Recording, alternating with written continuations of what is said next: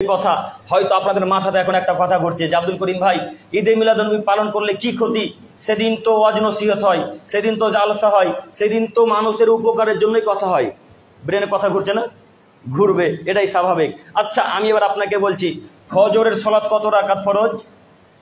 2 রাকাত। তো এখন আপনি 3-4 রাকাত পড়েন তো দেখি। কেন পড়বেন না? নামাজ পড়ে সালাত আদায় করতে ভালো কাজ, ভালো কাজ নয়?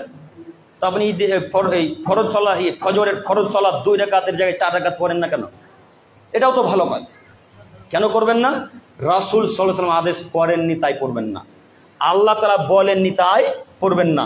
যেহেতু এটা আল্লাহ বলেননি, তো এতটুকু এটা মাথায় আছে, তো আল্লাহ নবী এটাও যে বলেনি যে ঈদে মিলাদুন্নবী পালন করতে হবে। আমি মনে হয় আপনাদেরকে বুঝাতে পারি না। আপনারা আপোষে কথা বলছেন কেন গো? জুমার সালাতের সময় খুতবা চলাকালীন কেউ কারোর সাথে কথা বলতে পারবে না। একজন আরেকজনকে ধাক্কা মেরে ফেলে দেখতে তাতে যায় আসে না, কিন্তু আপনি বলতে পারবেন না ধাক্কা মারলেন কেন, আপোষে কথা বলছেন কেন? ভিজে যাচ্ছেন নাকি আপনারা সবাই? ও আচ্ছা, বৃষ্টি আসছে না? সম্মানিত দিনী ভাই, আল্লাহুম্মা সাইয়্যিবান নাফিআন।